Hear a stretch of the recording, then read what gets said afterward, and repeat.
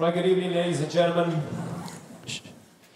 My name is Cantor Stephen Lees. I'm the cantor of the Central Synagogue. We welcome you here tonight. It's sort of happy and sad. It's happy to see so many people in our synagogue. It's also very sad that 75 years after the Second World War and the Holocaust that we have to come together to discuss anti-Semitism. It really is a shame on all of us.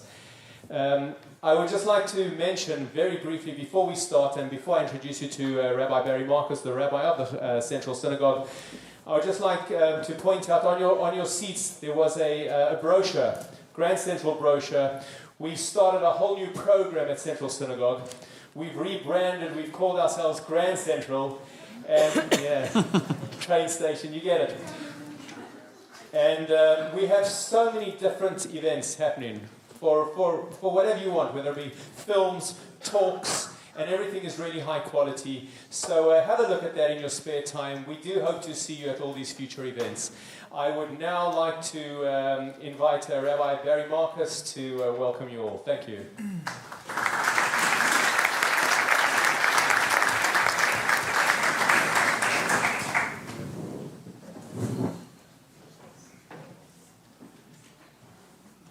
Thank you, Stephen. Thank you for all your hard work in organizing this and the other events. It's the second event that we've actually had in the synagogue today. A little earlier we had 200 imams, clerics, and various faith leaders who marched from Regent's Park and then stopped at our synagogue and went on to Westminster. So it's been quite an eventful day for us at Central Synagogue. I'd just like to echo what Stephen said a few moments ago. It's wonderful to see the hall full. It is, of course, sad that it's a subject that draws us here. If we had some little cooking class this evening advertised, I wonder how many people would bother to come. But then on the other hand, it's the first time in 20 years that we've actually had to turn people away from shul, from synagogue. I may have to see a psychoanalyst after this evening, after that. I want to welcome our very distinguished panel here this evening. Douglas Murray.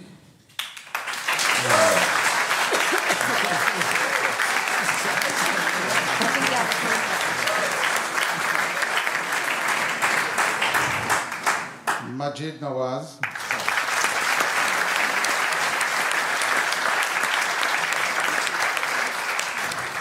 Brendan O'Neill.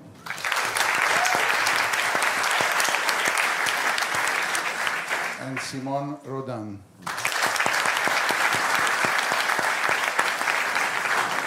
Last but not least, I'd also like to welcome our moderator, Dr. Alan Mendoza.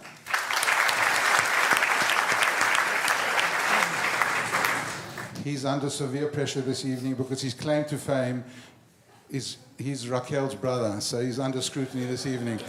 But seriously, though, we thank you all for your time, and we look forward for an illuminating evening. Can I just ask those who may have mobile phones or any other media technology, please switch them off now. Thank you. And now we hand over to Dr. Alan Mendoza.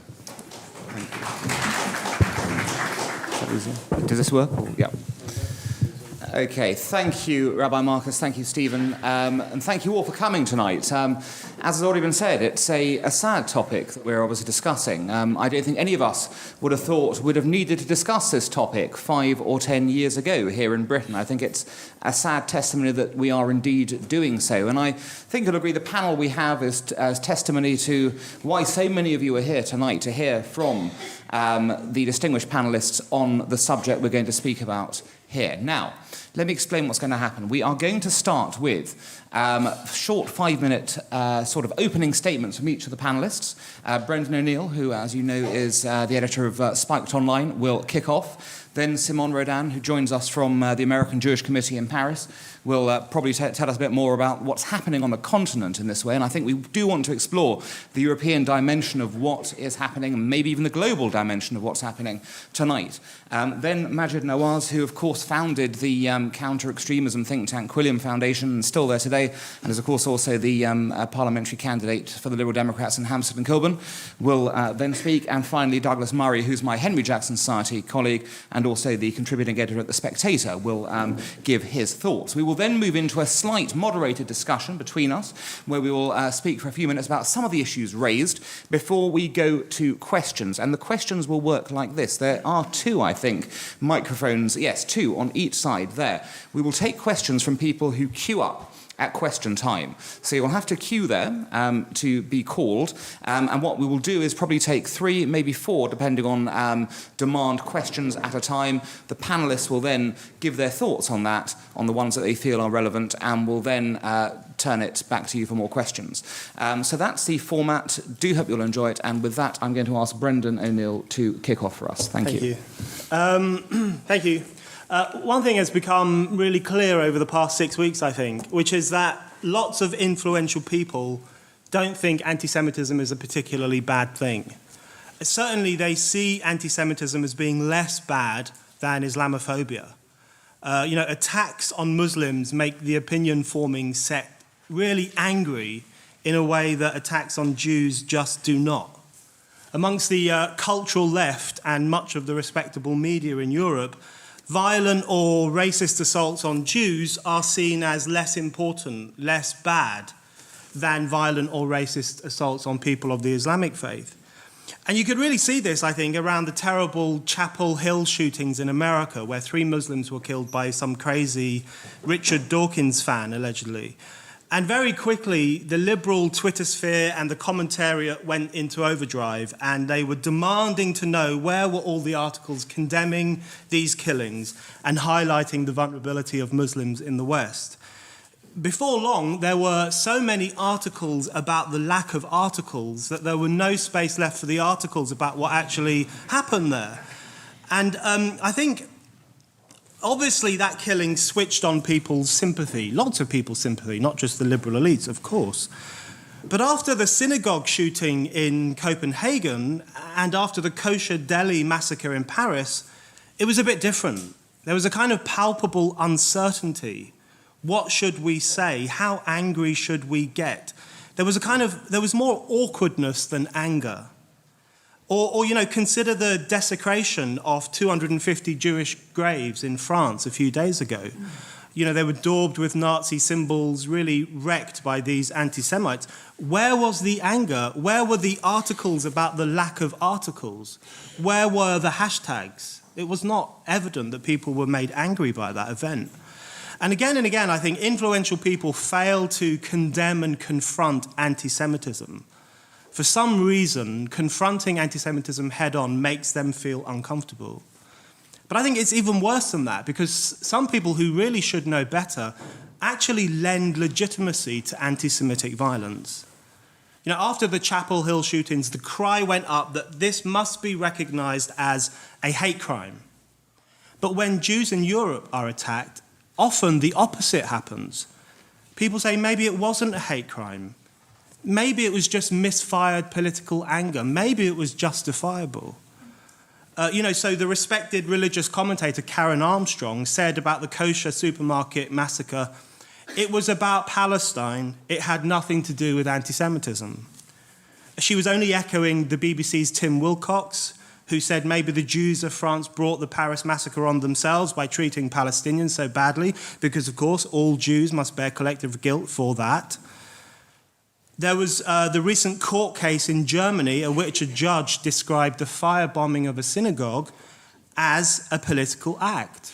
Anger with Israel, anger with the Gaza conflict. It was political, he said, not anti-Semitic.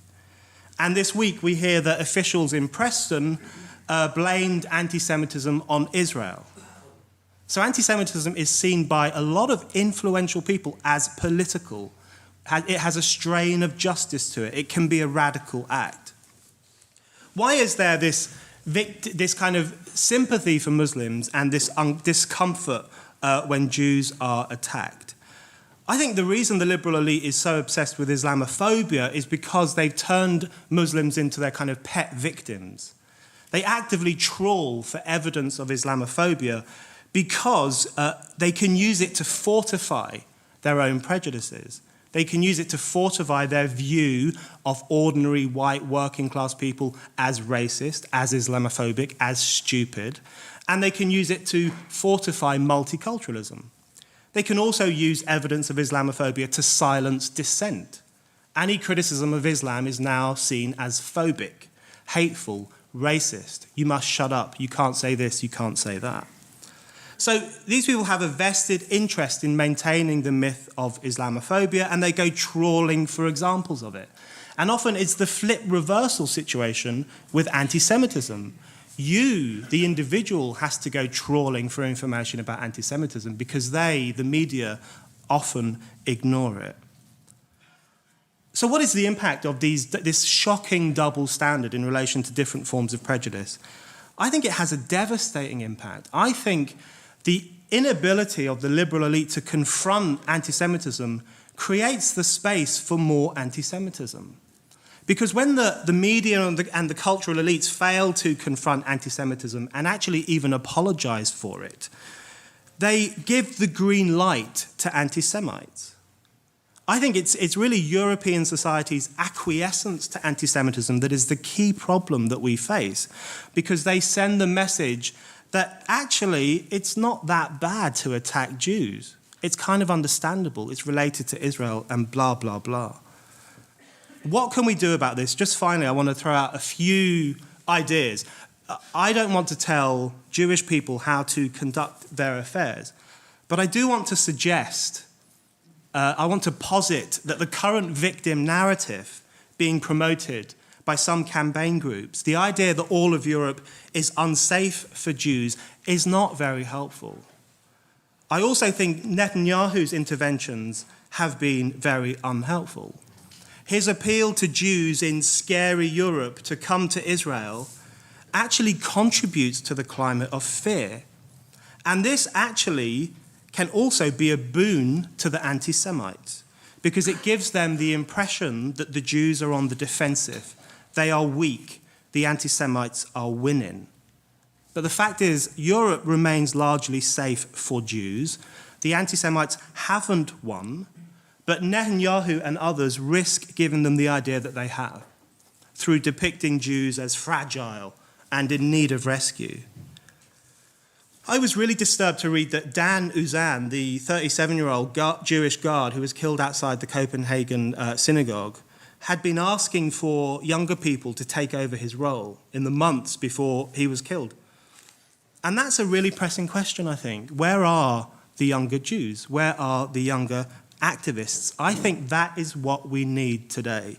Young Jews to train up, work out, be visible, fight back, alongside other communities that are willing to offer them solidarity.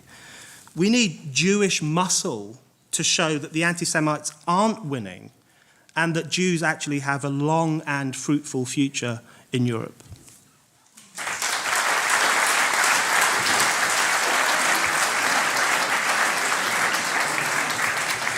Thank you, Brendan. Simon. Hello, thank you very much for having me. I originally wanted to say something else, but I was very inspired by your speech.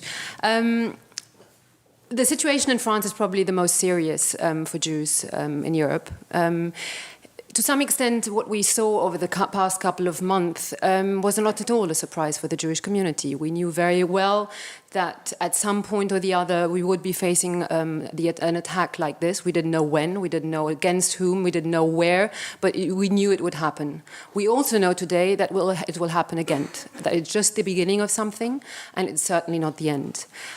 We need to look back to the situation over the past 15 years. You said earlier on that here in the UK you couldn't have imagined to speak about anti-Semitism 5 years ago. In France the situation is very, very different. We have seen an increase of anti-Semitism really over the past 15 years. When you look back to the years of 1998 to 1997, for example, we used to have about 85, 86 anti-Semitic acts a year. You go to the year of 2000, you suddenly jump up to 400 acts. And basically, ever since the year of 2000, we have not managed to go below that number. This year we had 840 anti-Semitic acts, becoming more and more violent. It has been an increase of 91% from the previous year, but there has been an increase of 124% of violent anti-Semitic acts, meaning these are not just insults. People get beaten up, people get seriously injured, and people get even killed. As you probably know, 4 people have been killed last month in the attack in the kosher supermarket. But when you look back to the previous years, in 2012, we had the attack against a Jewish school where Jewish school children and the teacher have been killed. You also can go back to the year of 2006 when a Jewish boy by the name of Ilan Halimi was abducted, tortured, and ultimately killed. So really the situation has gone from bad to worse. That means that basically we have let the situation gone from bad to worse.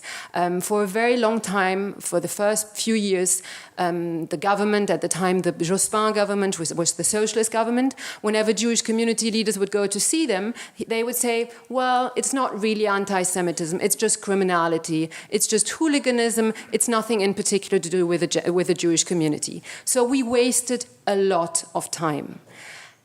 The situation has now become so serious that that now we can't turn away anymore. Only 6 months ago, the government would say, well, these are not anti-Semitic acts, it's intercommunal tension. Now we can't say this anymore. The government is starting to speak out, political leaders are starting to speak out, and we are very, very clearly starting to understand that the problem of anti-Semitism is not just an issue of the Jewish community, it's a problem for our entire democracy. When you have someone like the Prime Minister say that when Jews leave France, that means France is dying. It's something that he has repeatedly been saying. We're starting to understand that this is a major problem for the entire society. And to be very honest, I think it's a message that should be sent out to the rest of the world. It should be sent out to democracies all over the world, that if a democracy cannot protect its minority anymore, what does it mean for any democracy? What does it mean for the UK? What does it mean for the United States? What does it mean to any democracy in the world? So the government now in France is acknowledging it. I think it's a very important thing to do. But we also need to acknowledge where it comes from. And I think this is another part that has been very, very difficult. Anti-Semitism from the extreme right is easy. We had a desecration of cemeteries 20 years ago in France, in Carpentras. We had 1 million people in the streets. Anti-Semitism coming from another minority that itself is subject to racism, Islamophobia, is more difficult, in particular for the left. And I think this is also something you have drawn on.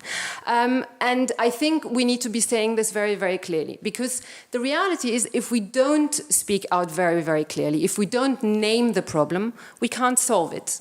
I will stop there because I know we only have 5 minutes. But I think that is one of the major issues that we need to say. And what we need to say is that we need to be able to name the problem.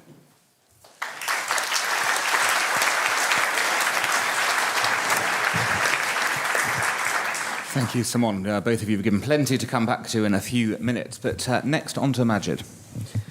Thank you, Alan. I'm going to ask everybody to indulge me for a second. I want to play you something, but before I do, I want to issue with a warning that it's going to be distressing for some of you. Talk about the activity of those people.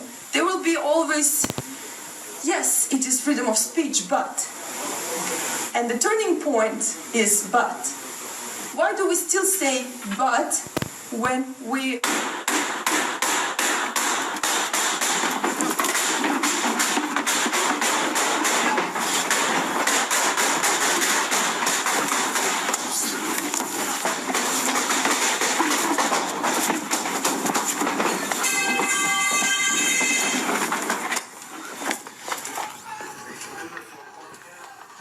I do apologize if that distressed anyone in the room. That is the audio from the Copenhagen shooting.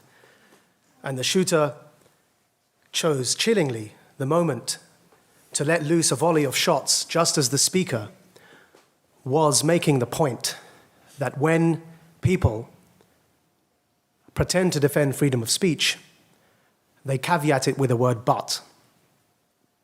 And he decided to choose that moment to let off the shots. He then went, as we all know, to a synagogue and killed some innocent Jewish people. Before that, it was in France at the kosher shop. And before that, it was in Belgium at the museum. And I really want to, first of all, congratulate all of you for being here today, because that was a cafe. This is a synagogue. They had security outside the cafe. They had close protection for the cartoonist. And yet, despite that, this incident occurred. And so it could just as easily occur in London. It could occur here at this very synagogue. And the sheer fact that all of you are here this evening is a testament to your own bravery, to your own courage, to your own determination, to refuse to cower in the face of this terrorism, and to say, by voting with your actions and your feet, never again. Because something we learnt after the rise of Nazism in Germany was of the danger of the banality of evil.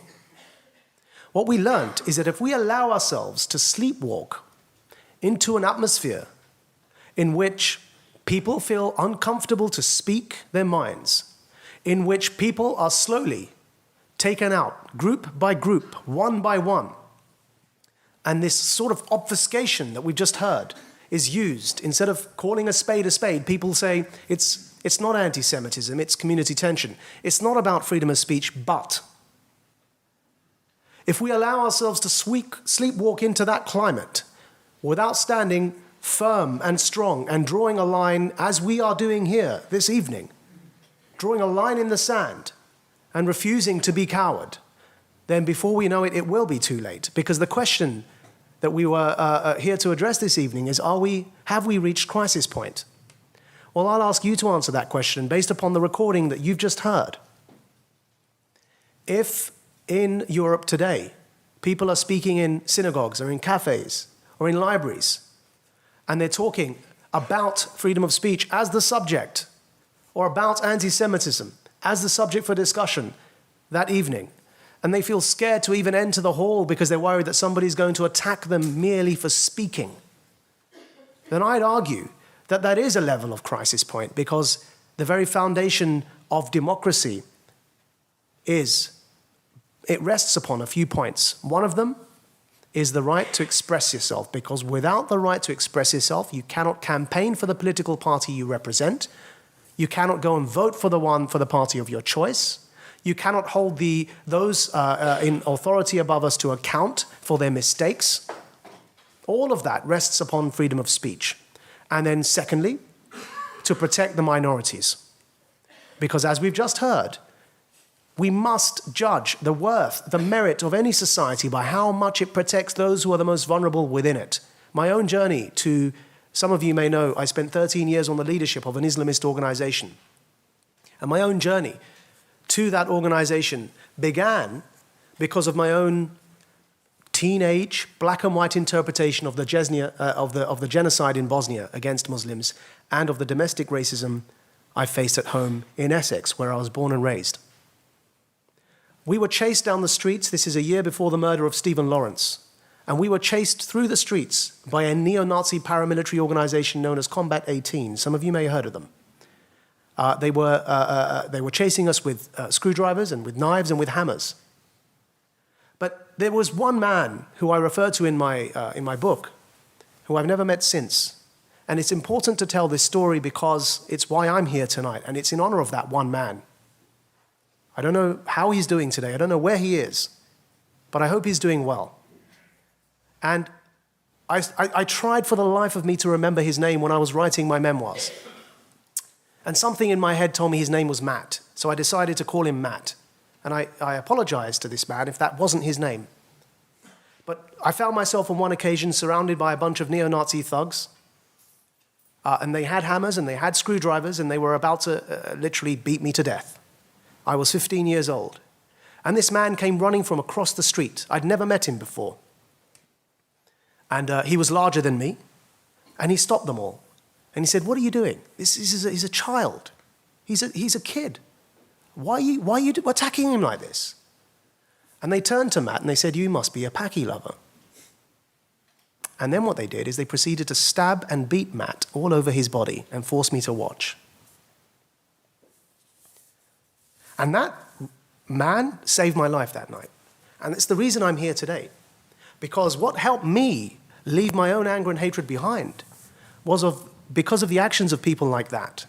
So when we hear the audio that we've just heard at the beginning of what I've just played, what I'd urge everyone to remember is that we have to draw a line in the sand. The solution isn't to leave Europe. Europe is your home.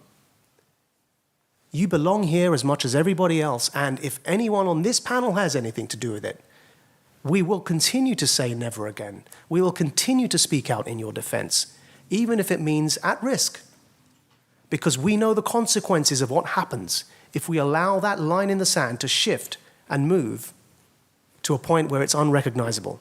And I will end by saying that, of course, we have to acknowledge where the threat is coming from. President Obama gave a speech yesterday, and I fear that he is succumbing, and we all succumb, to what I've been calling of late the Voldemort effect. If anyone's read Harry Potter, you know what I'm talking about.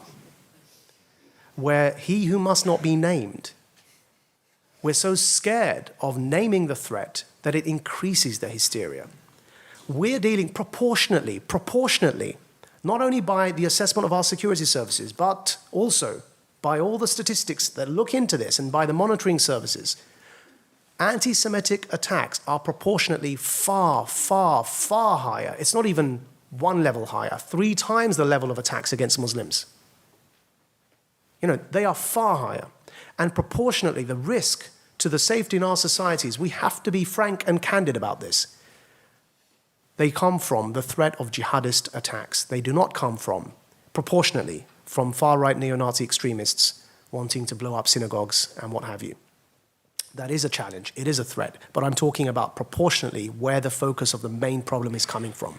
So when President Obama gave this speech, he said, we will not allow these people to claim they are religious leaders. They have nothing to do with Islam. No. They are not Islam, the Islam. Of course they're not. Nor am I, nor is anyone really, because Islam is what Muslims make it. But they have something to do with Islam. They have something to do with it. If you're going to argue with one of them, and I do all the time, you're not discussing Mein Kampf.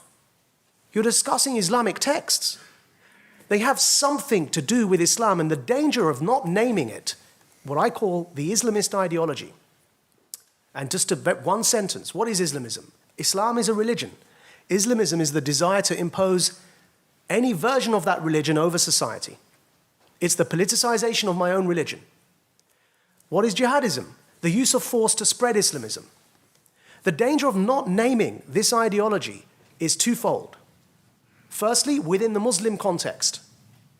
Those liberal Muslims, reforming Muslims, gay Muslims, feminist Muslims, dissenting voices, minority sects, the Ismailis, the Shia, all these different minorities within the minority of the Muslim community are immediately betrayed. How are they betrayed? Because you deprive them of the lexicon, the language to employ against those who are attempting to silence their progressive efforts within their own communities by not naming the ideology. You surrender the debate to the extremists, and actually what happens as a result is they hijack the debate, they monopolize the discourse, and communities divided even further apart, rather than bringing people together, even though the intention of the President Obama was to try and bring people together. The second danger is in the non-Muslim context. What happens if you don't name the Islamist ideology and distinguish it from Islam? President Obama in his speech said there's an ideology we must challenge, and he didn't name it. So, think about it. You're sending out the message to the vast majority of Americans, there's an ideology you must challenge, but then you don't tell them what's it called. What are they going to assume? The average American is going to think, yeah, I've got to challenge an ideology. It's called Islam. You're only going to increase anti-Muslim hatred, like he who must not be named. You'll increase the hysteria, the Voldemort effect, I call it, by not naming the ideology, because the average guy out there will then assume the president is talking about the religion itself. But if you distinguish Islamist extremism and say, look, Islam's a religion, we're not going to tell you what good and bad Islam is. We're not going to define that for you. What we can say is you mustn't try and impose that on anyone else. If you do, that's called Islamism, the ideology. And that's what we have a problem with. Unless you make that distinction and isolate the people that you're challenging, the average non-Muslim out there in the world who doesn't know that will think, yes, we've got to challenge the religion, all Muslims are bad, let's drive them out of Europe. So actually, it doesn't do us any favors not to name this ideology. And with that, I'll end because I have someone far better than me who's waiting to speak.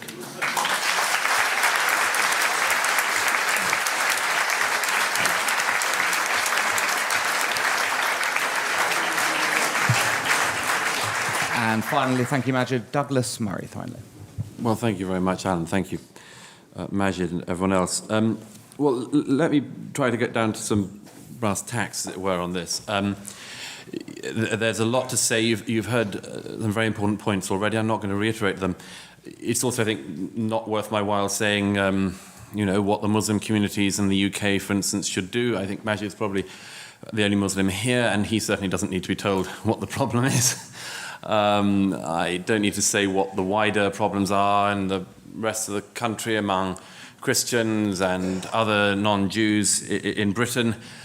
I think that would be a waste of your time and my time. But I will talk, presumptuously perhaps, but make a few observations about what Jews in the UK, and I would argue in Europe, need to be thinking about. And I will try to also say what you should do at this juncture. Because actually, last summer, Majid and I were both speaking at a rally in London, opposition to anti-Semitism, outside the Royal Courts of Justice. I was very struck by a lot of things about that event and the organising that went into it, very admirable as the organisers were.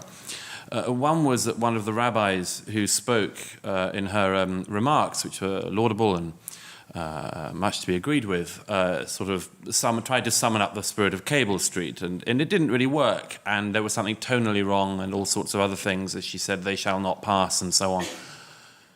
And afterwards, I sort of realised what it was. I said to her that, the problem is it's no good saying they shall not pass. Who? If we see people in jackboots goose-stepping down the streets of East London, yes, they shall not pass. We'll all be there, Jews, non-Jews, Muslims, and so on. Yeah, we'll be there. But if you're not even willing to say who shall not pass, you're sure as hell not going to be able to stop them passing. And that's just the start of your problems, ladies and gentlemen, as a community. This is endemic across, I would argue, your political and religious leadership, a total unwillingness to recognise the problem. Only speaking about anti-Semitism if you also say that you decry Islamophobia and so on, which embeds what I think is a very ill-judged term. I think there are a whole set of other problems as a community, as I say, observing it from the outside and without any axe to grind on this. Other problems you have a problem of communal leadership. You have a problem of embedded and often too large and frankly obese organizations which apart from anything else, often try to stamp down and stop initiatives that do come up. And this is a big problem for your community.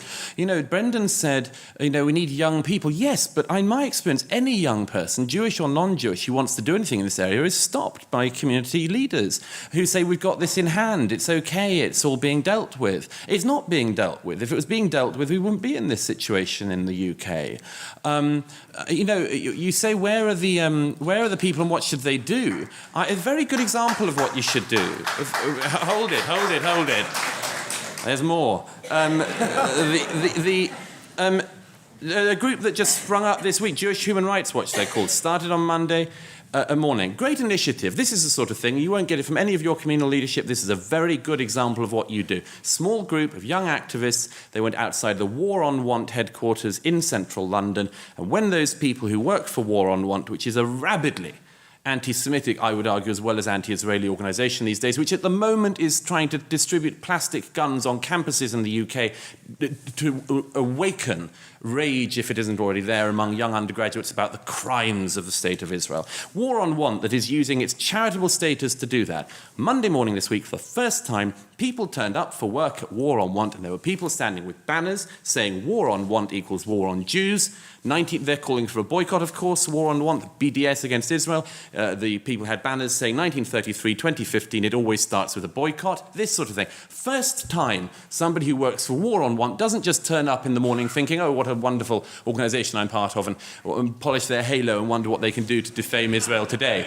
Instead, they turned up for the first time and quite rightly were for the first time confronted by people who were saying, you work for a disgraceful organisation. That's the sort of thing that should have been done years ago, started years ago in this country. But, you know, it isn't, because as a community, your bar is so incredibly low. I mean, the years I've gone to things and heard, you know, people say, I mean, really, it's as bad as, I have to say, it's as bad as Je suis Charlie, which I'm deeply, deeply aggravated and upset by. You know, it's very disturbing hearing that recording from Copenhagen, because my friends organised that meeting and were shot at in it, and one of their colleagues was obviously killed. And it happens a lot these days. And for the first time, actually, Jews aren't the first targets.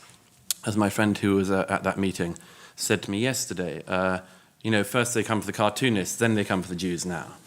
That's the new order of business. And people weren't Charlie, ladies and gentlemen. They really weren't. They aren't. If they were, Charlie Hebdo cartoons would be being published in every single newspaper and on every TV station. You know, when Nick Clegg and David Cameron and all the other political leaders say, Je suis Charlie, no, they're not. No, they're not. If Charlie Hebdo had been published in the UK, it would have been decried as a far-right-wing, racist, Islamophobic magazine that would have been shut down years and years ago. And don't think that when people say Je suis juif, that they mean that anymore. They really don't. They really don't. It doesn't mean anything more than Je suis Charlie. It's a bit of sentimentality. But hold them to it. Hold them to it. For God's sake, you know, in Doha last Friday, the sermon given by the Imam at the biggest mosque in Qatar. Just reflect on this, the biggest mosque in Qatar. I mean, you might have noticed Qatar's doing quite a lot of business in this city these days. What did the Imam say at Friday prayers in some? He said, among other things, this: Allah, strengthen Islam and the Muslims and destroy your enemies, the enemies of the religion. Oh Allah, destroy the Jews and whoever made the Jews. This is being, and has been in recent days, pumped round by the ministries of the Qatari government. They've been sending round the video. They're proud of it. Is anyone in this country among the community here going to say, you know, we'll raise that sort of thing? I doubt it, because people don't even raise it when it happens in this city. And it does. It really does. I would argue, just in wrapping up, if I may, this is the problem we're in. It is a mistake of interpretation, among many other things. People have all sorts of bigotries and biases. I don't doubt it. I don't think we're perfectible or anything like that. But the problem that we have in our time is overwhelmingly a problem of Islamic fundamentalism. And it targets not just cartoonists and Jews, but the other day, obviously, just one example, a group of Christians from Egypt who were beheaded on the shores of European waters. President Obama, of course, didn't identify them as being killed because they were Christians either. He said they were Egyptians. No, they were killed because they were Christians. So this is a real problem we have of identifying what the problem is. The problem, I would submit, then comes that people say, well, then you're going to say things about Muslim communities and Muslim leaders that you wouldn't say about anyone else. I promise you, I would say the same things about anyone else. If they called for the murder of people, if they wanted to put bombs on trains or to shoot at people in their places of worship or anything else. That's the problem. There is a possibility after that there will be secondary problems of people then, as Majid rightly says, going off with the wrong ideas, ridiculous overstatement and so on, definitely. But deal with that primary problem and those secondary problems will go away.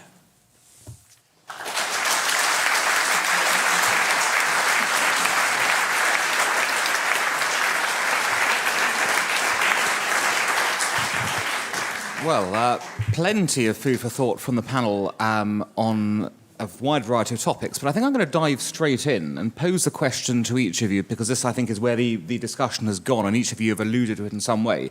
Okay, having identified the problem, or at least a component part of it.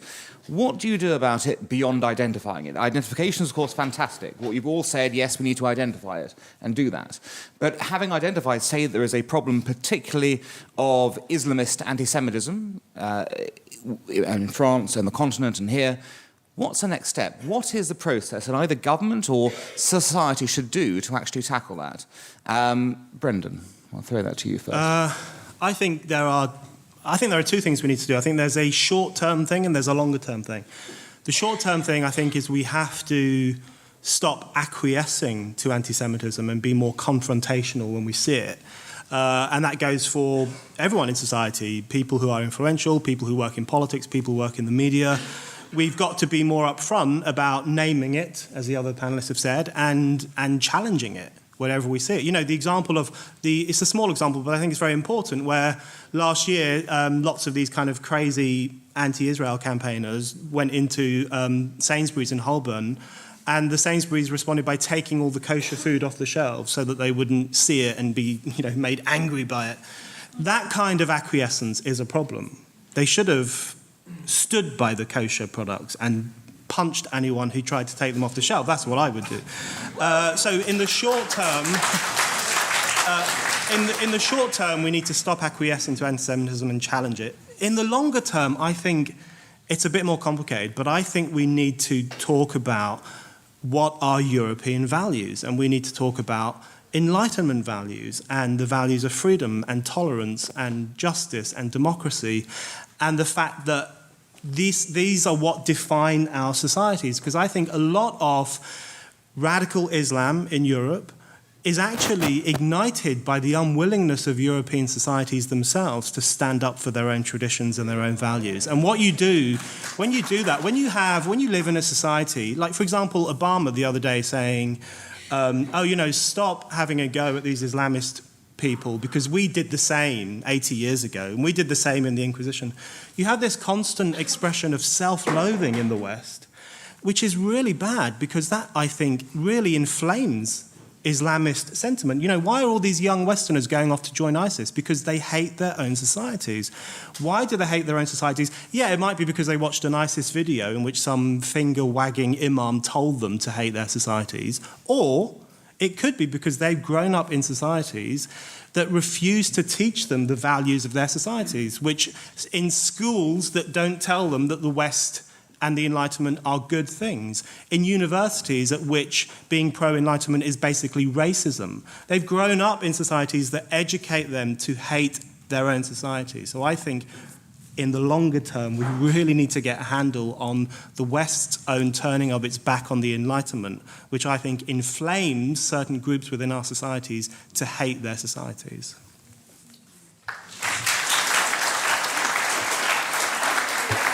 Simon's going to come and address the French context in a moment, but I'm going to throw that to Douglas as well, because it's a natural point. Yeah. You've been saying this for some time. Yeah, I mean, look, there are two parts of it. I mean, there's the government bit of it, what can be done in legislation and so on. I think actually the current government's done a lot of very good things in that regard. There's obviously extra legislation and tweaking of legislation that can happen, but I mean, I sort of think that bit's in hand. The truth is, the thing, as I sort of alluded to earlier, and it's not just a Jewish community issue here, but it's an everyone issue. The truth is, the great disappointment of the last 14 years has been that civil society has failed, that we can't do the things to the Islamists that we would do, as I referred to the neo-Nazis. We just not, it seems we're not set up for it, or people don't have the guts and the balls for it. They just, they fear being called a name more than anything. And, the thing I've always said is, we'll win when an Islamist who is not breaking the law but is saying horrible and hateful things is treated in the same way that Nick Griffin is treated. That's when we'll win. Because we all recognise he has a right to freedom of speech and so on and so forth, and if he's not breaking the law and it's a legal party and so on. But, we don't invite him to loads of places. The Quakers don't host Nick Griffin, to have Q&A sessions. The Methodist Church doesn't celebrate the political thought of Nick Griffin. The Anglican Church doesn't have hymn sheets that promote things that Nick Griffin thinks. Of course not. We know what to do with those types of fascists. But societally, we've totally failed to understand, to even recognize, and then to deal with this type of fascism. It's a magnificently terrible failure, and we're reaping the rewards. We have to wake up to this.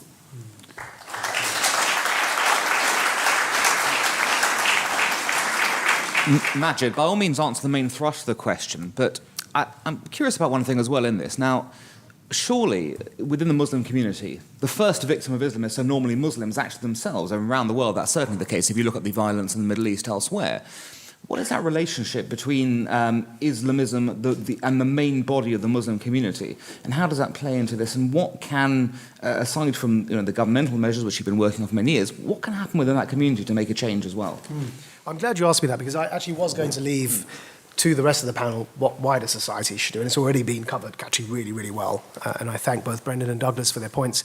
But I did want to touch a bit about what I think my fellow Muslims should be doing more. It's a great shame. The Quran lays great emphasis on self-scrutinization and searching within oneself to criticize where one has made a mistake. And I feel that Muslim communities today are very quick to point fingers at everyone else and not really be willing to accept where their own mistakes are. So last year, to the month of the Charlie Hebdo massacres, I was on a television program, and there was this young lady who was covering her face, wearing the niqab, the face veil. And this young man next to her said, the discussion was around offense, and this young man next to her said, your face veil offends me, so you shouldn't be allowed to wear it. And I intervened, of course, and I said, look, it offends me too, frankly, but just because it offends me, she's got every right to wear it. I've got every right to be offended. But what I cannot do is insist that she dresses in a way that doesn't offend me. Kind of, common sense. So I defended the right of this young Muslim woman to cover her face, though I vehemently disagree with the practice. And I told her that to her face on television, live. I said, I disagree with this. I don't think it's either religiously mandated, but it's actually more importantly, it's degrading to women. But actually, if you want to do that to yourself, fine. I certainly can't stop you. And I shouldn't try to. Otherwise, I'll get punched in the face, So what happened next? This young man then undid his top a bit like this, and kind of unveiled a T-shirt. And the T-shirt he was wearing was a cartoon. And the cartoon was of a stick figure called J, representing Jesus, saying hi to a stick figure called Mo, representing Muhammad. And the stick figure called Mo said, how you doing? That was the extent of the cartoon. And the young woman who I'd just defended turned and said to him, you can't do that because it offends me. You can't wear that T-shirt. So obviously I reacted exactly the way you've all reacted now. And I intervened again, and I said, being the liberal that I am, small L liberal as well as big L liberal, Alan's rival, I said, hold on, you've got the right to wear that face veil, and that offends everyone here, but fine. And he's got the right to wear that T-shirt, and it offends you, fine. Everyone can wear what they want. Let's just move on. Now, what, of course, the BBC did is they cut the close-up shot of that cartoon and only showed it from a distance. Now, this was at the time, if some of you may remember, I helped Tommy Robinson leave the EDL. And it was at that time. And there was a lot of his followers who were looking to me for consistency because they were trying to work out whether they can trust this Muslimic dude, right? So I got a lot of hassle on Twitter. Like, you were in that show. Why don't you say anything? And I thought, look, this is a moment where I can try and bring a few people together here around some common sense. So I tweeted the following. I tweeted the image I've just described to you, and I said, I said, I'm sure God is greater than to take such offense at this image. I, as a Muslim, am not offended at this cartoon. What happened next kind of led to a downward spiral it was a nightmare scenario, really. It led to multiple death threats. It led to the Deputy Prime Minister having to intervene on national television to say he can tweet a cartoon. It led to a huge, huge problem, a petition to have me deselected from my parliamentary seat, which, by the way, is in Hampstead and Kilburn. Where am I going with this story? Alan's question was, what should Muslims be doing? The reason I tweeted that cartoon is because the Islamist and jihadist narrative is that depicting the Prophet Muhammad is part of the cultural war against Islam. Now, of course, it's not, because anyone who understands anything about satire, anyone who understands anything about parody, will not listen to Ali G asking, is it because I's black, and then accuse Sacha Baron Cohen of being racist. And you will not watch The Life of Brian and suddenly decide you're going to launch a holy crusade, right? So it was important for a Muslim to say that so that we can disarm the Al-Qaeda narrative that these cartoons are part of a war against Islam. So what I wish happened didn't happen. What I wish happened is that more Muslims across the country said, we are also not offended by this innocuous image of our prophet saying, how are you doing, to another prophet that we also believe in. If more Muslims had done that, it would have, well, Douglas and I, the last time we shared a panel, I think it was, I don't know where it was, and you used the phrase that you attributed to Ayaan Hirsi Ali, spread the risk. It would have spread the risk to a point where it would no longer have been dangerous for people to express themselves. Now, every time we try and draw that line, the problem is it fails because people don't assume that risk. The risk isn't spread. We betray those voices and leave them standing alone, so literally they're shot to death. And that's what's got to stop. So part of my role is going out there and saying to other Muslims, there is nothing to fear. You say Allahu Akbar when you're killing someone. It means God is great. Surely God is greater than to take offense at such images.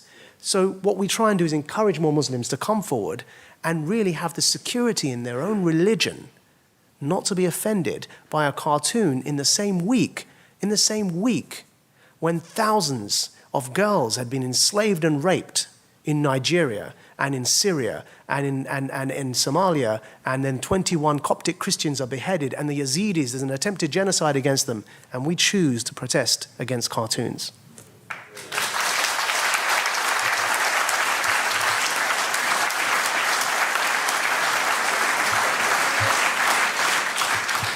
Well, thank you, Majid. I also think it's an appropriate time to recognise the bravery of Majid and the other panellists who've spoken out about this.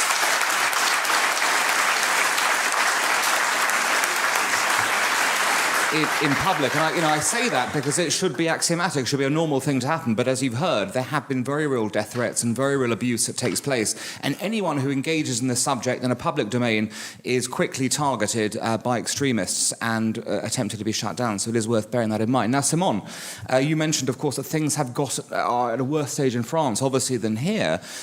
In a sense, is it too late almost in France? The Jewish community appears to be wholesale upping sticks and leaving. The French state appears completely unable to get a grip on the situation. What, in your view, what needs to happen there to salvage the situation? Or can it be salvaged? The situation has indeed gone far too long. It is possible that it's too late. The Jewish community, particularly in the banlieue, in the outskirts of the big cities, live in a situation where tiny little things they do are actually acts of courage.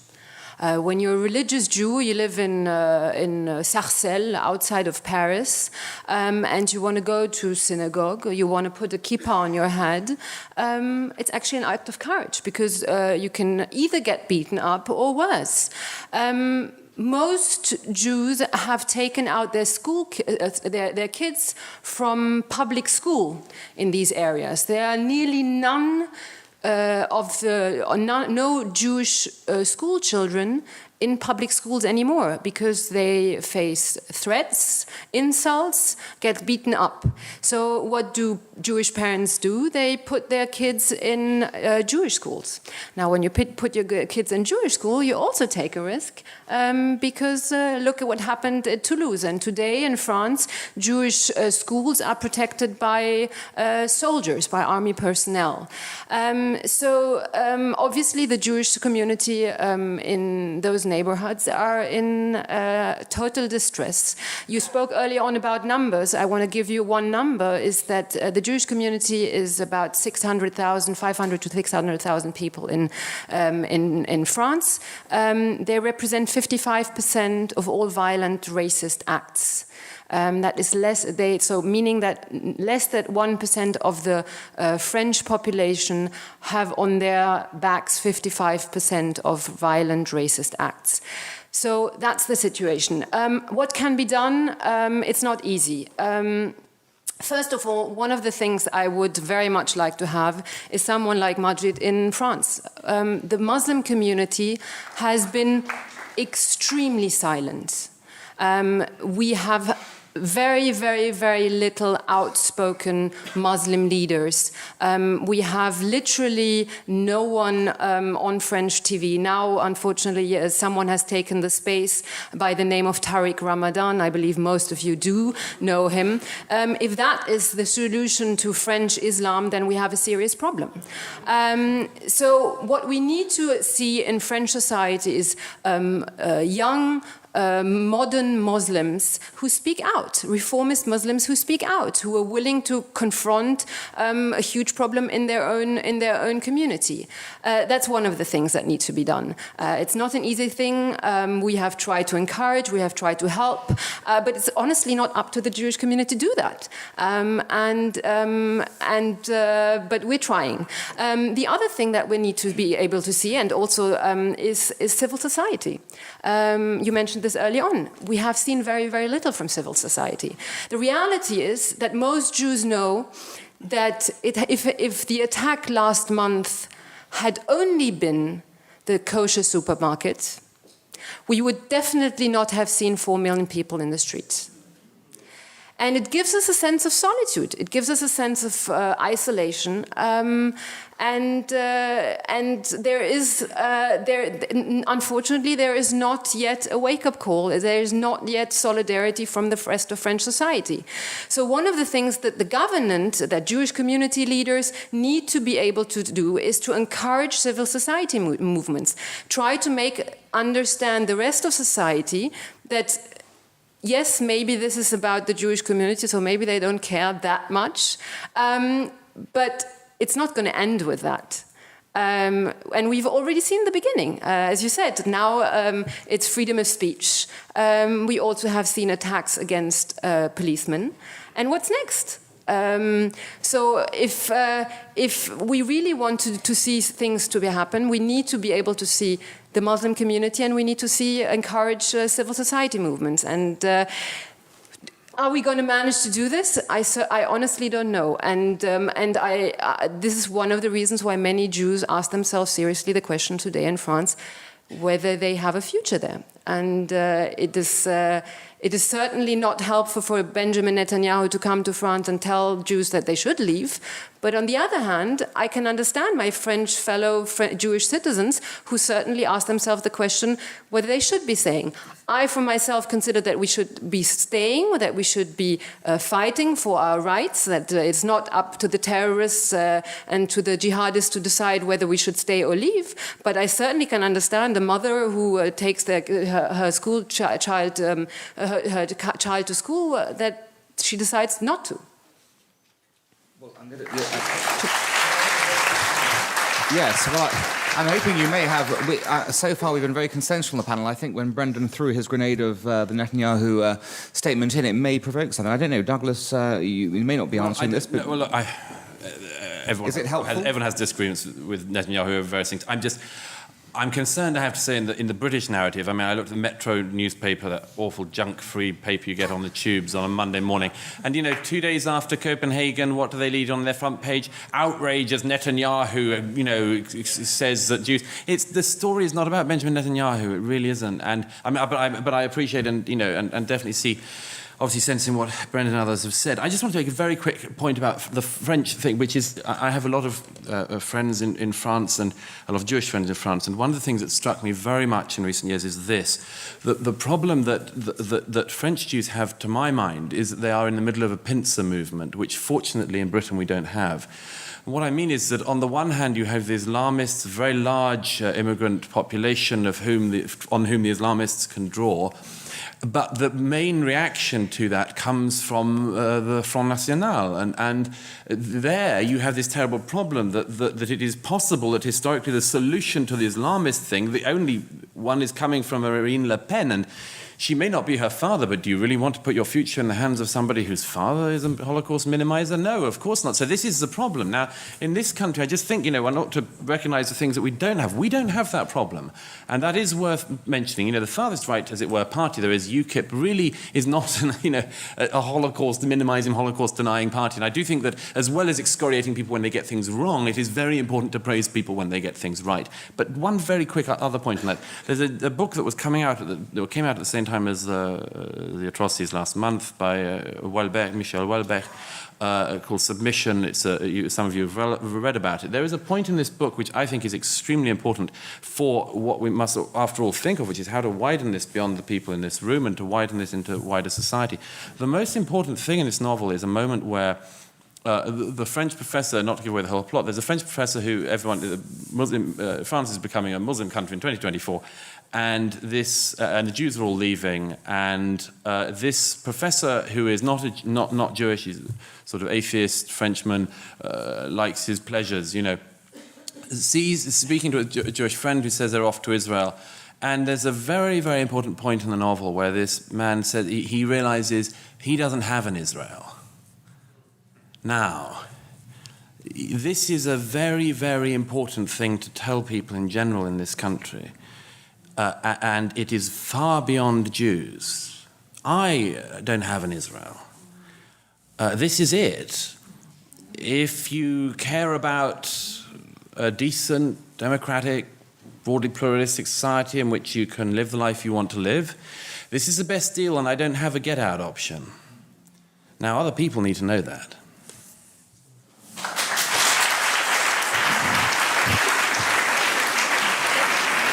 I will.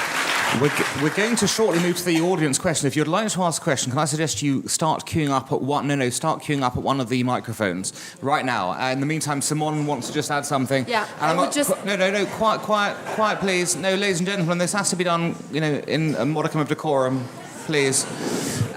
Simone. Yeah, I would just like to add one tiny little thing to what you just said. You're absolutely right that you don't have the same problem in the UK about the Front National. One of the most important things is that the Front National says things, and it comes back to naming things. The Front National says things that no one else is willing to do.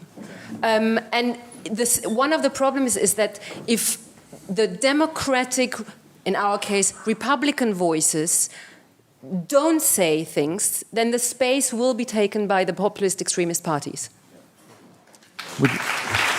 Brendan, would you agree with that? Is the problem mainstream politicians now just being too afraid to say things which create space for extremists? Yeah, completely. And particularly, actually, those who claim to be on the left. I consider myself left-wing, which I know is a ridiculous thing to do in this day and age. But, a left-wing tradition that was democratic and enlightened. The people who sat on the left side of the French National Assembly, which is where the term left comes from, who were pro-enlightenment, pro-reason, who were into equality and democracy and everything else. I think, when I say Netanyahu is exploiting fear in Europe to make what I think are political gains, I think we need to recognise why he's able to do that, which is because too many people in Europe have not stood by the Jews and have not said, we are not going to stand for this kind of terror, we are not going to stand for this kind of illiberalism. So it's a failing of European civil society and the European left which allows Netanyahu to do that in the first place. So I think there's a combination of factors there. Okay, right. Now to the questions. What I'm going to do is take two from this side, two from that side. The panellists can then decide among themselves which questions they'll address and their answers will come to each of them down the way. Majid, just to warn you, I'm going to kick off with you for that. But what I am going to ask is, although there is a right of free speech here, there is no right to drone on. If you drone on, I will cut you off. I have a magical tool to do so. So we've just got to move on to allow everyone their right to free speech. So if we'll start on this side. If you want to just identify yourself as well, but just your name and if you represent an organisation. Can everyone hear me? Yes. My name's Peter Davis.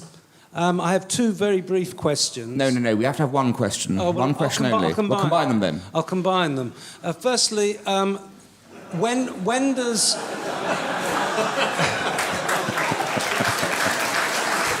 That's brought to an extra 10 seconds of thinking time. Yeah. When does unreasonable and often inaccurate criticism of Israel become pure anti-Semitism? Okay, I'll leave it at that one then. Thank you. I'm sure there'll be a long answer for that one. Yes. Sir, your name? Edward Ben Nathan. Why is it that the lack of objection to anti-Semitism seems to come more from the liberal left, which I know Brendan's just referred to, but I don't understand why? Okay. When speakers could they sit down just to make space? Sir, you're next. Your name?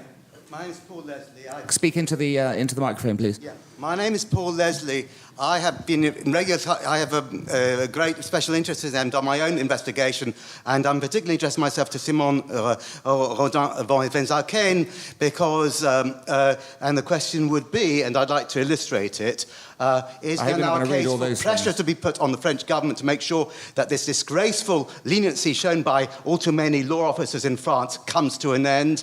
I've been in regular touch with Michel Gefankiel, Véronique Schemla, Schmulchegano. I phoned the editor of Actualité Juive. Okay, what is the question? No, I need to... No, you don't. What is the question? What is the question? The question is there a case for pressure from abroad to make sure that the judicial system punishes as they should be punished, these things? I'll illustrate it by what my own findings... No, we don't have time, I'm sorry. We've got the question. If you want to illustrate to someone afterwards, I'm sure she'll be happy to listen to you on that. But she'll answer your question on whether the judicial... Well, it's a question about the judicial system and should it actually punish people appropriately with laws. Thank you. Hi, I'm Jonathan Paris, a political analyst. My question is about the Muslim community. Daniel Pipes wrote years ago that one of the things that will keep violence from the Muslim community in check is that the fear of Muslims that they'll be tossed out of Europe. I don't see these negative incentives working. I don't see anybody talking about negative incentives. Is it even right to talk about negative incentives? In other words, when Netanyahu talks about moving to Israel, he's giving an incentive to the French to shape up, to keep their Jews there. What about giving the Muslim community an incentive to shape up, to keep their people in line? Right. Okay, so 4 very different questions. It's up to you how you would like to take them. Majid, I'm going to start with you. You don't have to answer all of them. You can pick the ones you'd like to. I'd like to pick on Peter. Not pick on Peter. I'd like to pick Peter's question and Jonathan Paris. So let's start with Peter Davis. Peter asked about when does criticism of Israel become anti-Semitism. My friend was here until just now, and he decided to leave as the question started. But his name's Neil, and he and I have a common, we have a joke with each other. Is that he often comes. He's my agent as well. He comes to when I speak. He comes to the event and he says, "All right, I'll give you 10 minutes. We could be speaking about anything. The last time we had a conversation, it was about something completely, entirely unrelated. It was actually at the Frontline Club, and the conversation that we were having was about free speech and cartoons, and someone put their hand up. He timed it. He said, I'm going to time it now. Someone put their hand up and said, but what about Israel? And it's a running joke between Neil and me, is that it literally, you can check your pulse according to the timing that it takes for somebody to say, what about Israel? Now, I happen to belong to a political party that has a member of parliament belonging to it called David Ward.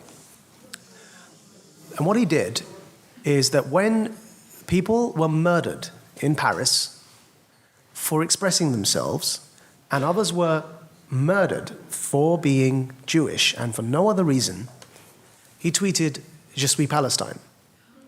Now, we can reverse that, and I hope Muslims, if it were reversed, would just feel how hurtful such a sentiment at such a time can be.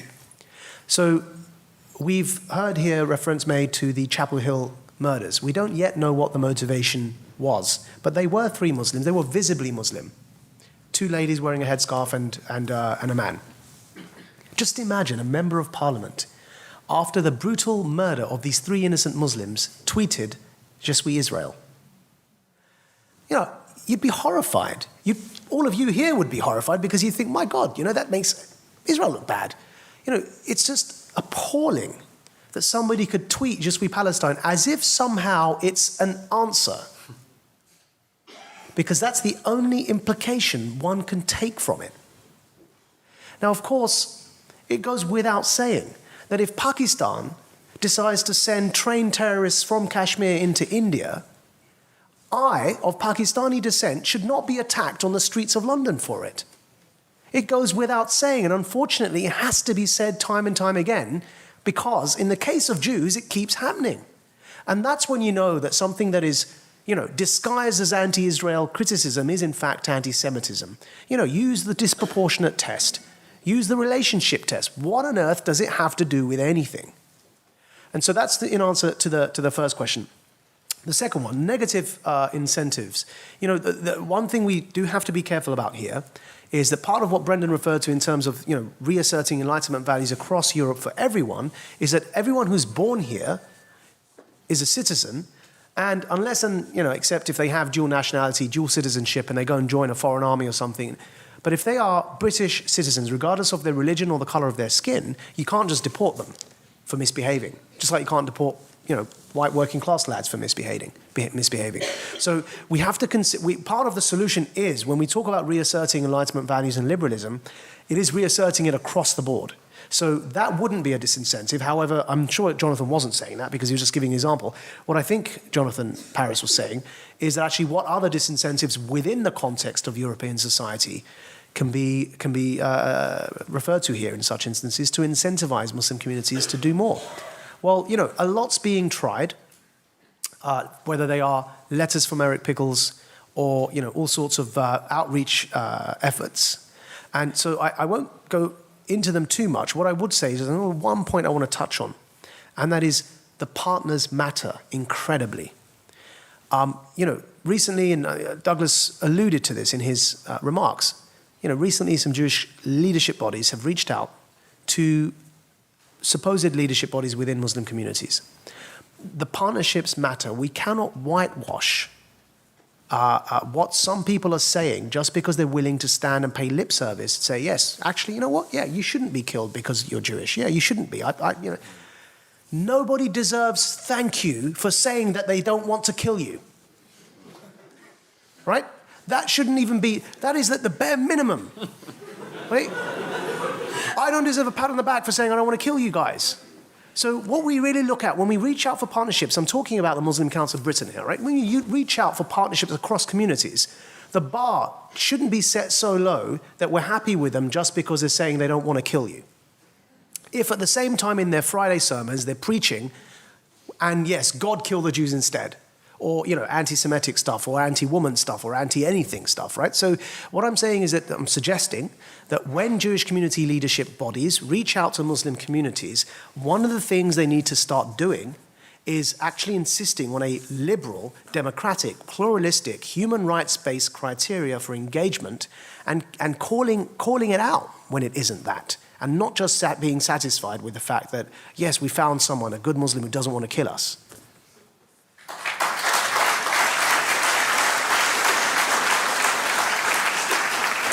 Brendan, over to you. On the question of when criticism of Israel crosses the line into anti-Semitism, I just think the line has virtually been erased now. I mean, I was one of those people who always said, we have to maintain a moral distinction between people who criticize Israel, which is legitimate, and people who hate the Jews, which is not legitimate. But the line is hard to find now. And I think what's happening is that all the things people used to say about the Jews are now projected onto Israel. I mean, the similarities are amazing. People always go on about how Israel loves killing children. You never hear this about any other warmongering state. You don't hear this said about Britain, for example, when it launches wars, or Pakistan. It's always Israel loves killing children, which is a rehabilitation of the old prejudice about Jews sacrificing, killing children. Israel controls Western politicians. It's just a bringing back to life of the old prejudice that Jews secretly control society behind the scenes. Israel is the source of global instability. Every time there's a poll in Europe of these kind of chattering class Europeans, they always say Israel is the number one source of global war and instability. It's the old idea that the Jews are the source of instability in your society. They are the cause of your problems. So I think all those prejudices that have existed about Jews for hundreds of years are now being just projected onto Israel. And I just think it's indistinguishable now between those two things. And that's why anti-Israel protests are so ugly. If you ever go on them, they are just visceral and ugly. In relation to why the left is the least vocal about anti-Semitism, which is odd considering that the left poses as progressive and anti-discrimination and anti-racism and so on, I think the left has really lost the plot. over the past 20 years. And what's happened to the left over the past 20 years is that it's gone down the road of conspiratorial thinking. I mean, from the anti-globalization movement onwards, it's gone down the road of being anti-banker, anti-rich person, anti-Starbucks, thinking that the world is controlled by all these secret financiers who are kind of running our minds and running our lives. You can really see that in all the new left-wing movements. WikiLeaks is 100% built on conspiracy theories. Read anything by Julian Assange. Julian Assange is indistinguishable from David Icke these days. Or if you look at, and of course, WikiLeaks has within its ranks, lo and behold, anti-Semites. If you look at the Occupy movement, the Occupy movement is very conspiratorial, always going on about the evil bankers, their secret deals, how they're controlling the world. Lo and behold, Occupy was founded by an anti-Semitic magazine called Adbusters, which in 2004 published an article that no one ever talks about now, which listed all the people close to George W. Bush and had a black mark next to the names of the ones who were Jewish. And the headline of this article was, "Why won't anyone say they are Jews?" This was published in Adbusters, a trendy, respectable left-wing magazine which founded the Occupy movement. So I think what we've seen with the left is they've gone down the conspiracy theory road. They've given up on trying to analyse and understand society, and instead they talk about these secret cliques, these neoliberal cabals, these gangs of bankers who run everything. And of course, the end result of every conspiracy theory in modern history is the Jews. They're behind everything. You know, scrape away the bankers, there's always going to be a Jew there somewhere. So I think the left has gone down this dangerous road, which means that it now flirts, often quite openly, with anti-Semitic theories about the problems in Western society, sometimes expressed through the spectre of Israel. So that's why I think the left is incapable of challenging this prejudice, because it contributes directly to this prejudice, and it keeps this prejudice alive. And I completely agree with Douglas and others who have said that there's a real problem with young Muslims, Islamists, and others who are adopting this prejudice, and they need to be stopped with punches or whatever. But we also need to recognise that it's contributed to by a left that has become intellectually lazy and also quite prejudiced, and promotes a conspiratorial view of Western society and of one particular community within Western society.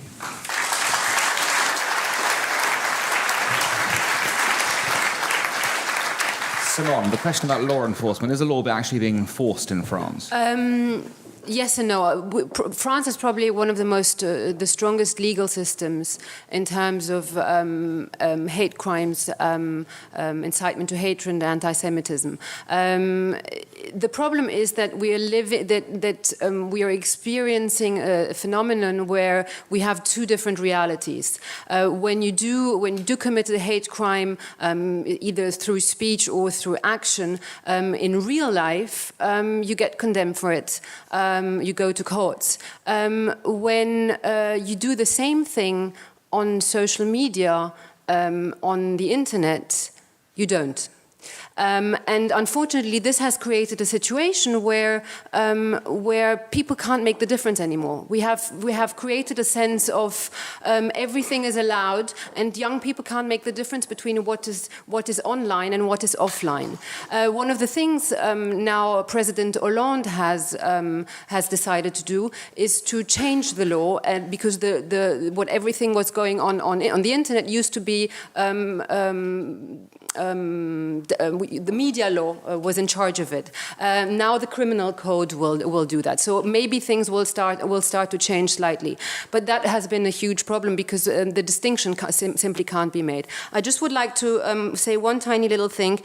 For those of you who ask yourself the question in terms of the difference between when does anti-Semitism, when does anti-Zionism or anti-Israel expression become anti-Semitism, I would suggest to go and look on the internet on something called the working definition of anti-Semitism. It's a very useful tool. It came out of a conference back in 2005. I will just read to you some of the things that are said in there, and I think they're pretty useful. Examples of the ways in which anti-Semitism manifests itself with regards to the state of Israel, taking into account the overall context, could include denying the Jewish people their right to self-determination by claiming that the existence of the State of Israel is a racist endeavor. Applying double standards by requiring of it a behavior not expected of or demand of any other democratic nation, using the symbols and images associated with classic anti-Semitism, for example, claims of Jews killing Jesus or blood libel to characterize Israel or Israelis, drawing comparisons of contemporary Israeli policy to that of the Nazis, and holding Jews collectively responsible for actions of the State of Israel. I wish we would be using this definition more, because I think it gives us a very clear context on what makes the distinction of someone who simply criticizes the policy of a government the same way it would criticize any other government, and actually anti-Semitism. Okay, Douglas has waived his right on this question, so we're going to go to the next round, but we'll start with Douglas there. Over here, yes. No, sorry. Excuse me. I'm Rosalind Pine. I just want to ask Majid a question. I don't really want to hurt your feelings, but I can think of two great Muslims who disagree with you. One is Ayaan Hirsi Ali and one is Abdel Sisi. And with regard to the latter, he made a speech in which he said it's actually Islam is the problem, it needs reforming. Is this a viable option? Okay, other side. David Behrens. My question is this, that the problem, I think, goes back longer than 10, 15 years. I think it goes back 40 years ago and arises because of the failure of the Jewish community to realise the problem. There's been hatred being preached in the mosques 40 years ago. And my father, who was on the Manchester Representative Jewish Council, was told he couldn't say anything in the interests of good community relations. Is it really realistic that there can be reform within the Muslim community if this is a problem that goes back so long ago and people have been radicalised for so long? Back to this way. Jeffrey Ben Nathan. Simon, we're off to Paris next week to see our French family, our French Ben Nathan family, only to find out they've all made Aliyah to Netanya a couple of weeks ago, last September actually. The question to the panel, though, in very simple terms, almost yes or no, is do the members of the panel believe that the silent majority of Muslims here in Britain and indeed in France are a silent majority disapproving of what's going on in the Muslim world, or actually a silent majority actually quietly approving? Thank you.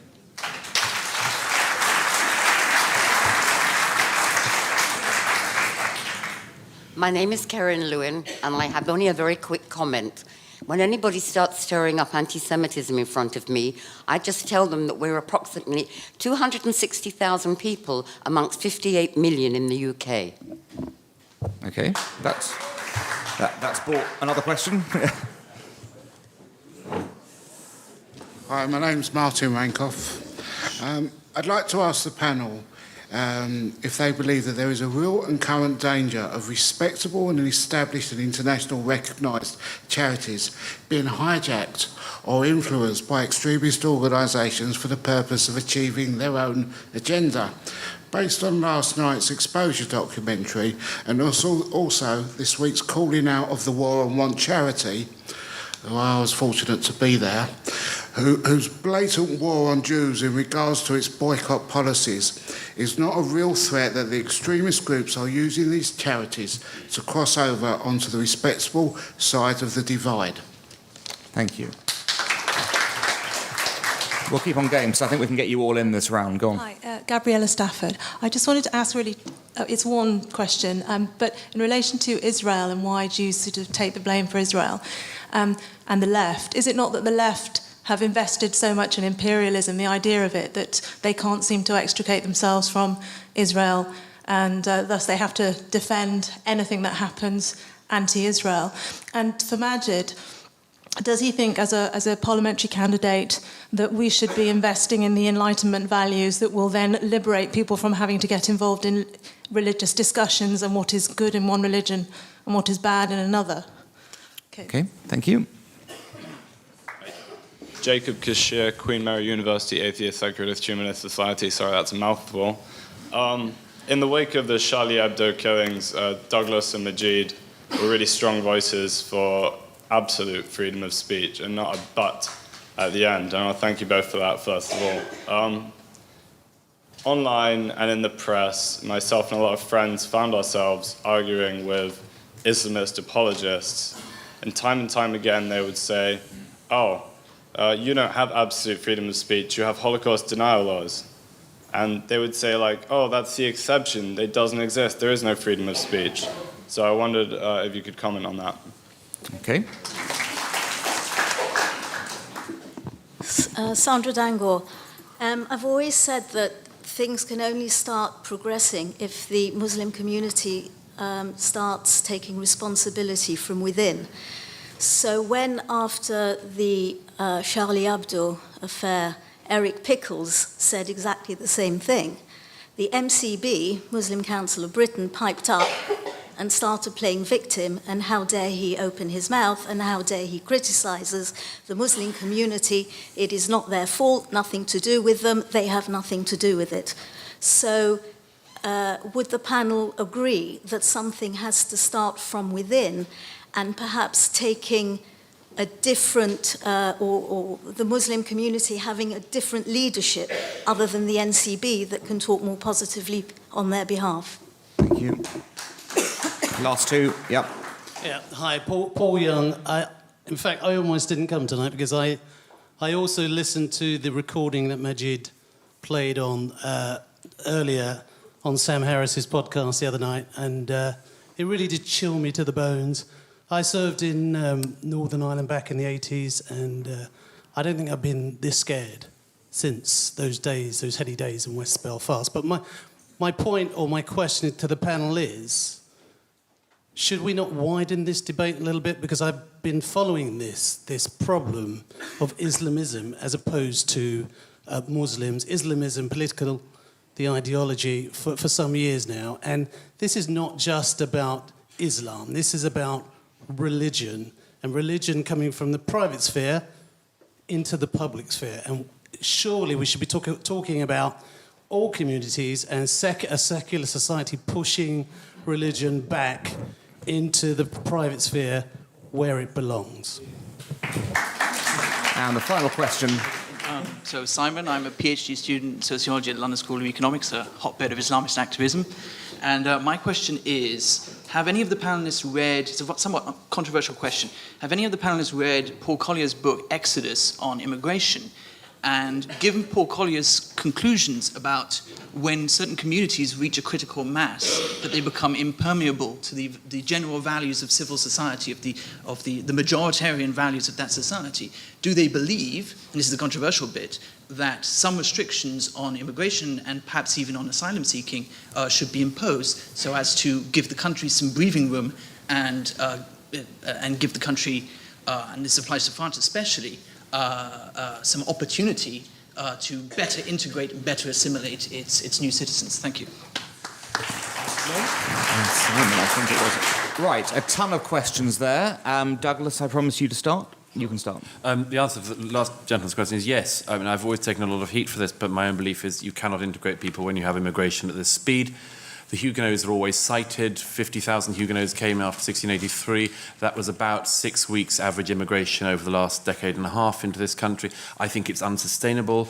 I'm not afraid to say it, but it's a controversial point. A lot of other people think, you know, bring a bunch of people from Syria to Acton and they become as London as anyone else. And it's just, that's not the case. These things, as Jews and others know, these take time.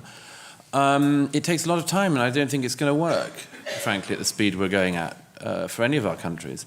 I wanted to very quickly look, these are deep waters, some of these questions. So let me plunge straight in.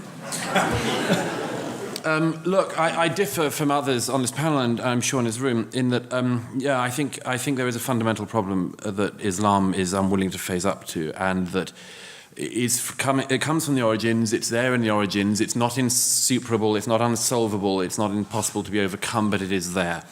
And General Sisi, I mean, You know, I wish it hadn't been him who'd said it. But General Sisi was right, and he was right to lecture the scholars of Al-Azhar about this. If you doubt this, consider just two of my favourite important Al-Azhar comments recently. One is that one was a statement in December from Al-Azhar saying that ISIS, yes, they are terrorists, but they are not to be deemed heretics.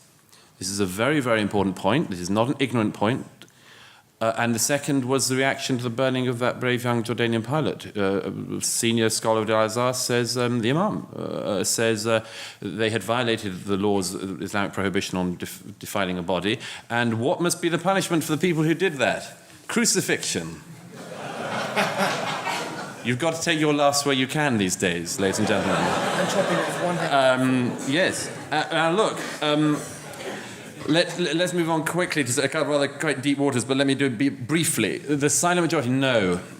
We know that it's not a minority problem within Muslim communities in Britain we're talking about. Why do we know this? Because a dear friend of mine called Mehdi Hassan very kindly provided me and you with an article 18 months ago saying anti-Semitism among Muslim communities in the UK is endemic and rife and commonplace. He said it is, and all Muslim readers will know what I'm talking about, our dirty little secret. This cannot be reiterated often enough. That's Mehdi Hassan, who I don't think anyone would describe as a progressive. But let me very quickly, finally, on this business about the free speech and Holocaust denial laws, there are reasons why France and Germany and countries on the continent have Holocaust denial laws, and it's important to know why. I'm against them because I believe in the tradition of Milton and Mill that bad ideas will be chased out in a free expression and free speech. Bad ideas will be chased out by good ideas. And that in a free and open discussion, there's no way that the Holocaust deniers will win. There's no way. The only chance they have to win is if we shut down the discussion and people get lazy and flabby and forget their facts, and then the people who know most about it end up being the deniers. That long term is the problem, and that's why I'm against them in long term. But let me reiterate, there are reasons on the continent why they have them. But just very quickly, if I may, on this free speech issue, which it comes back to, I started on it and I want to finish on this for me. The free speech issue matters so much, and why people are literally gunning for it so much is the following reason. It is an accident of Scandinavian history that a cartoon and cartoons ended up being the front line on this. Pure accident. I care about this not because I'm a cartoonist, but because it could have been anything else. It could have been a piece, it could have been a book, a novel, a song, it could have been an idea. What they are trying to stop is the idea. This is a very well-chosen target. They have chosen their targets well, and they've chosen them carefully, because people now do not want to talk about the idea. And some of the things I say, I know that they make people uncomfortable, but increasingly it's more than discomfort that people say. That is why the terrorists are doing so well. They can only win if they stop us being able to speak and express ourselves. And that is why the cartoon matters so much. As my friend who organised that meeting in Copenhagen said to me the other day, it is about the cartoonists first and then the Jews. And people say, well, why don't you stop publishing cartoons if they offend people? Why don't you impose effectively a de facto Islamic blasphemy law? She said, it's because what are we meant to do about the Jews? Do the Jews have to stop being Jews? What's the next target after that? What's the thing that has to stop because it offends people after that? That's why the line has to be drawn so clearly on this. Unadulterated freedom of speech, including saying things that people find offensive, because it's the only way that the correct and good ideas have any chance of winning, and they have to win.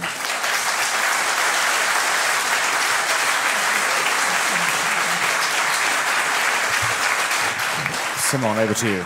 Yeah, I would like. You said much of what I had much better, but what I wanted to say. I would just like to say something about the silent majority.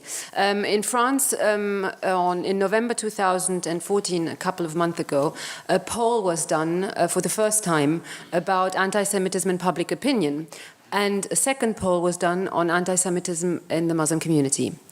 It was a very scary poll. because it shows that a vast majority of Muslims hold anti-Semitic views. Going from Jews have too much power in finance, Jews have too much power in media, there is a Zionist conspiracy that is controlling French and world society, etc., etc., etc. The scarier thing about it was that there was no distinction in terms of age, no distinction in terms of socioeconomic status, no distinction in terms of education, no distinction whether they were in the banlieue or whether they were in nice suburban areas. The only distinction was the level of religiosity, meaning that those who consider themselves less religious are far less anti-Semitic than those who are more religious. Now, more studies need to be done, but it obviously doesn't give us a lot of hope in terms of the silent majority, at least not in France. Brendan. Yeah, on that issue of the silent majority, I'm always struck actually by the similarity in thinking between mainstream Muslim groups and radical Islamist groups. They might be more PC, these mainstream community groups, but they have a similar thinking, which I think is the cult of victimhood. Their capacity for self-pity is boundless among some of these people. They're convinced that society's out to get them. They're constantly demanding that, all the wars that they've recently gone through should be part of, Holocaust Day and all that kind of thing. It's this demand that you recognize their pain. That's what they all say. And in fact, bin Laden said the exact same thing. If you trawl through his statements, which was published by Verso, because of course left-wingers love to publish Islamist terrorist statements, he talks a lot about the failure of the West to recognize the suffering of Muslims. So I'm always struck by the similarities between those two outlooks. And that comes on to a point I wanted to make about immigration, because I think I'm really pro-freedom of movement. I think freedom of movement is a really good thing. And I think the problem with saying that immigration is the problem is that it kind of lets society itself off the hook. Because when I go to universities and do talks about Islam and free speech and whatever, the craziest people in the audience have got English accents. They were all born here. They're the children, or actually the grandchildren of immigrants. They grew up in this society. They're integrated. They wear trainers underneath their smocks. The girls have lipstick. They are Western. And in fact, a lot of the time, their parents and their grandparents are actually quite moderate, and a lot of them wear Western dress. It tends to be the younger generations who wear foreign dress and who adopt these kind of very foreign and often quite backward ideas. So I think the problem is here at home, actually, and the failure of Britain in this case to integrate immigrants in a convincing way. And I think we should put more effort, and that's because I think Britain no longer knows what it stands for. And so you can't welcome immigrants if you don't know what you stand for, because when they come, like where I come from, this small place in North London called Burnt Oak, it's surrounded by Jewish areas. It's a small little Irish working class suburb which has more recently been taken over. I was going to say, but that's racist. More recently, there have been a lot of immigration there from Africa and other parts of the world, and they've transformed the whole community. It now looks and sounds foreign. And I don't think it's their fault. I think it's because they've come to a society which no longer elevates its own values over other people's. And that relativism acts as a green light to communities to do their own thing. So that's the problem we've got to tackle.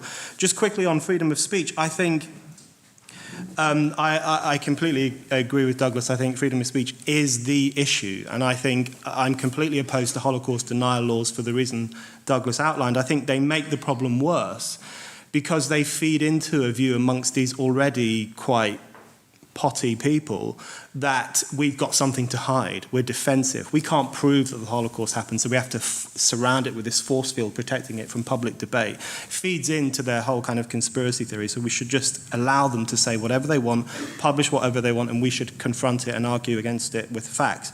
But one quick thing, in Denmark, where the killing happened, and that guy, we presume, was offended and therefore thought he had the right to kill those who offended him, we have to remember that the actual penal code in Copenhagen forbids people from degrading or insulting groups of people on the basis of their faith. So he didn't have to trawl the internet and look for Islamist videos telling him that it's really bad for people to offend your faith. He didn't have to read the Quran to get that idea. It's written into the law of his own country. And that's one of the problems we face today. We live in Europe, there are too many hate speech laws. There are too many pieces of legislation forbidding the insulting of Islam or the ridicule of certain groups of people. We need to dismantle piece by piece every piece of censorious legislation in Europe and send the message, you do not have the right not to be offended. That's not a right you enjoy in Europe. If you live on this continent, you will be offended, and you have to get used to it.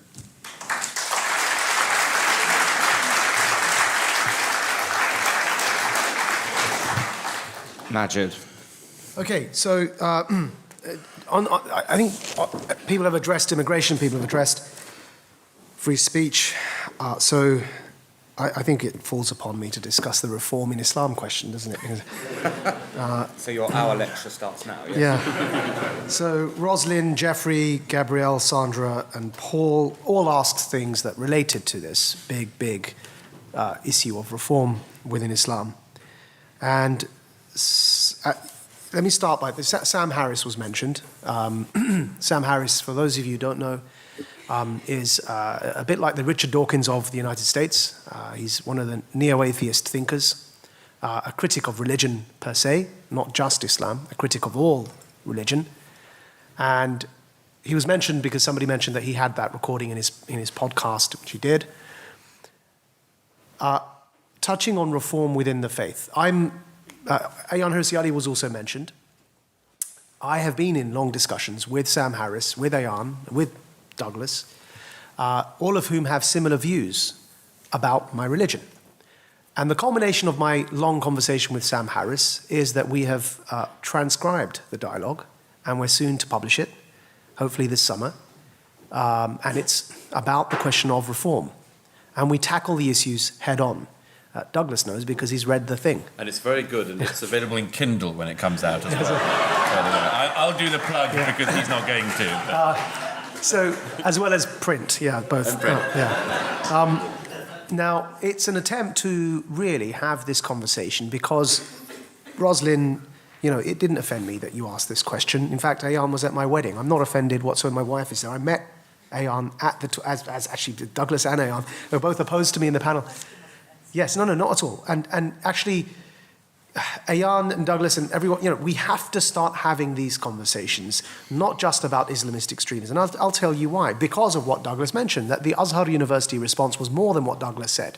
When they said that the correct Islamic verdict against ISIL burning the Jordanian pilot Mu'az al-Qasasbeh to death was crucifixion, they went further and they also said, which I was trying to prod him to mention as well, they said that one hand and one foot on alternative limbs should be cut off. Now, where they get this from is actually the Quran.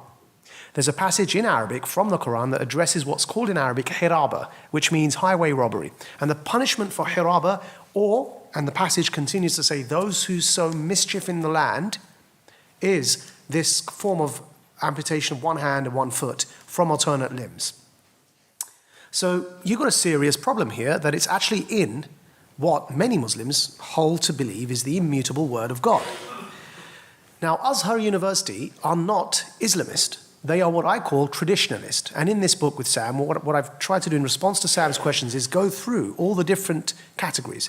Islamists, i.e. those who want to impose a politicized version of religion over society. Traditionalists, medievalists, in other words, fundamentalists.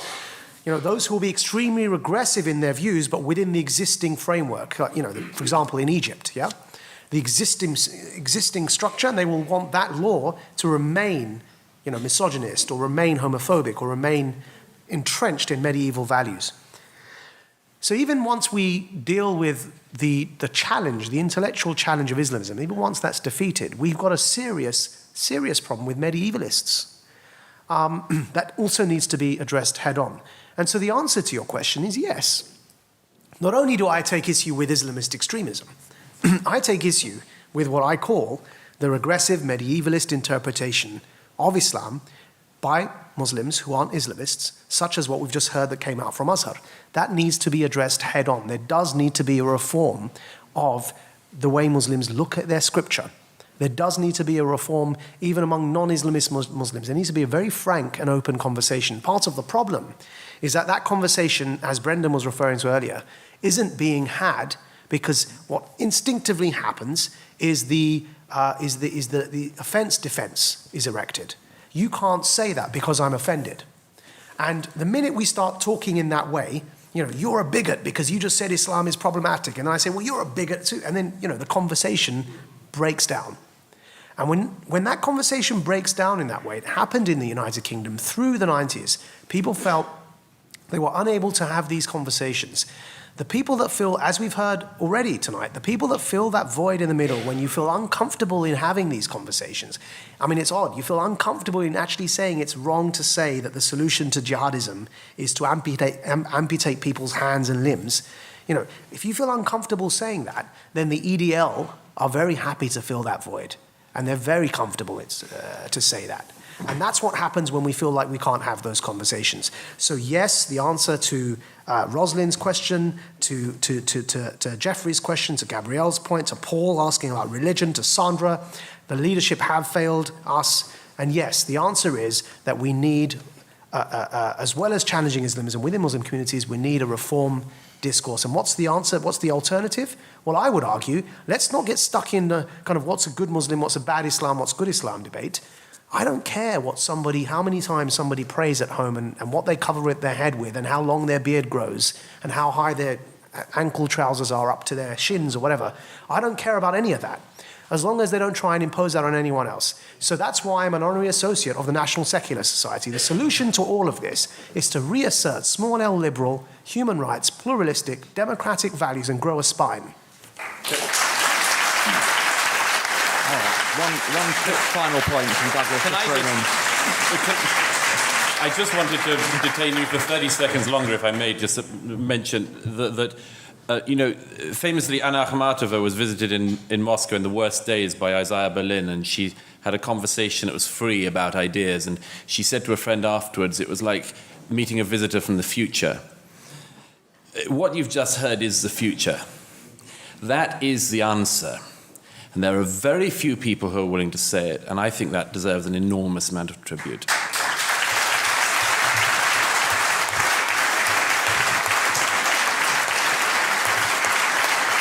Well, I'm afraid we've run out of time for tonight. It just leaves me to thank the panel. But before I do, I think two things have come out of tonight that I think need to be said. The first is obviously that this is a problem, the ownership of which belongs to everyone in this room. Everyone in this room has a part to play in solving the problem and doing something about it. You've done something tonight by coming, it's true, but there's more that can be done and needs to be done by all of you to join with non-Jews, others, to participate in this and to fight this cause. It's not a Jewish issue, it's an issue for society. That I think we've heard quite openly tonight on the panel.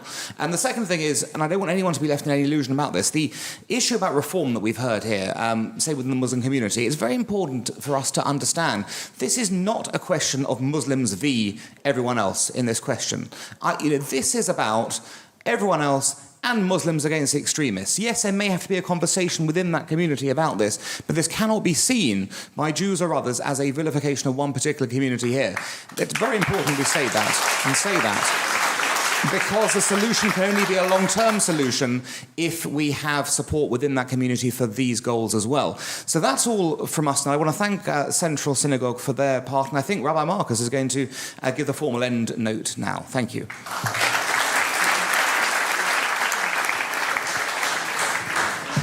Ladies and gentlemen, I want to, on your behalf, thank the panel for enlightening us. I want to thank Stephen for his efforts, and maybe this will be the opening of a wider dialogue, as you just alluded to, Alan. I don't want anyone to walk out of here feeling depressed and uncomfortable, despite what we heard from Simon in terms of France. So I think one of the things I'd like to suggest, firstly, is to thank the courage of our panelists here.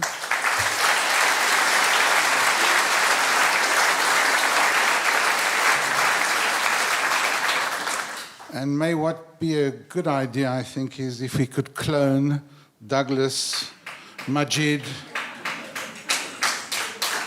and Brendan. Being the three non-Jews on our panel, we need more like you, and we need to hear those voices. Thank you very much, ladies and gentlemen.